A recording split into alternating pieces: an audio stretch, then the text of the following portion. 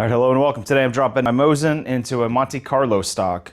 But first I want to go over the stock, look at it, inspect it, see how well of a job they actually did in injecting these. All right, so let's take a look at this bad boy.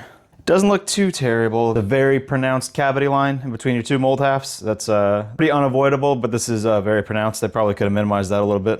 A real poor job of leveling it out between the two halves and the cavities and the fill port. That's another thing they could have cleaned up. I'm not sure if this is straight molded or if it's milled, because when I look in here, I do see some milling marks. You could see like down here especially. You can even hear me scratching it. So it's either the mold was that poorly made where the mill marks are in there and they haven't actually polished the mold, or they went through and remilled this at some point. You got some milling down here as well. So I can't actually see where they ejected this thing, so that's at least a bonus point for them. Normally, a lot of the lesser quality molds, you could see the bad injections all over the place, but this one, I do not see them. The only thing I do see that's pretty obvious is the flashing remnants. There's a lot of, you can see like here, you got a lot of flashing. All of your corners are a little sharper than they should be. I'm probably just gonna knock this down with a little bit of Scotch-Brite. Any open port seems to have a good amount of flashing, which, I mean, they can, you can eliminate that with enough polishing and having your molds tight enough together, but that's not the end of the world. If I paid several $100s for this, I would be a little more upset. But for the price I paid for this, I'm not going to complain. I'm just going to file it down, and I'll do that off camera real quick. Look at what can be accomplished through the magic of editing. It's good and clean now. There's no more burrs or flashing in these open exposed areas. So let's go ahead and strip the Mosin of its original furniture and drop it in. So if you're looking for a more in-depth video on Mosin, there are plenty out there, but I also have another one on the channel.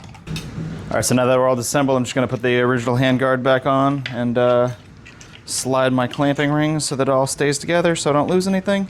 And then this is gonna go back in the safe as is in case I wanna sell either the stock or put it back to the original. I'll have all the parts for it, so. And now for the easy part, or hard part. It should be the easy part, but grab the stock, grab a barrel, just drop it in. All right, looks like we got a bit of a fitment issue. So now for the second tool you may need while fitting this, some form of Dremel. As you can see, my holdup is right here on this lip.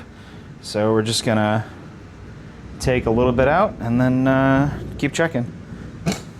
I'm actually not even gonna bust the Dremel out for this. I think it's enough where I could probably just file a little bit away, or might even be able to get a Scotch-Brite away with it.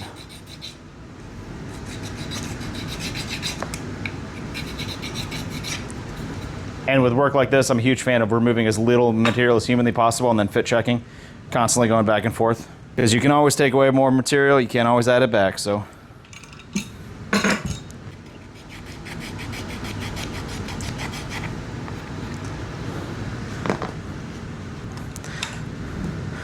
Right there, just like that. We got a nice firm seating in there, so that feels good. All right, drop the mag in.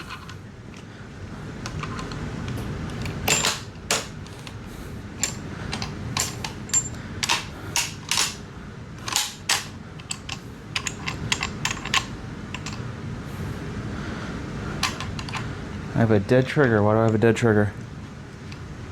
All right, after a quick half-hour reading and refreshing session, I am back. And let's go ahead and get this thing finished and assembled. All right, let's go ahead and drop it in.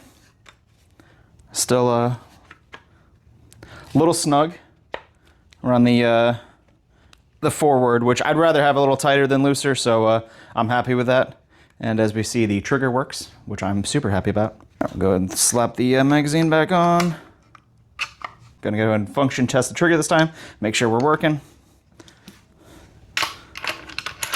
Open the gate, slide it in. I mean, it can't be that easy, right? All right, so I'm gonna get this bad boy re-oiled and put back away, but this is the new vibe for a little bit. All right, that was the ATI Monte Carlo install. It honestly reminds me a bit of my 22. And we'll see the performance difference in the free-floating barrel. With my skills, I might have a 6 MOA rifle on my hands now. And the reason I bought this was it was on sale. I picked it up for like 80 bucks. And recently my buddy and I were down at Lawman's picking up some new suppressors. And this was the cheap little gun buy to save myself from dropping another $4 grand on precision rifles down there.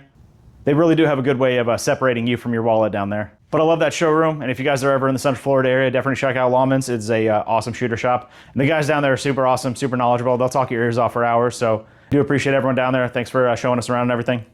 But for now, I'm happy with my purchase. Again, saved me $800 from buying a new 308. And thanks a lot for watching, guys. Until the next one.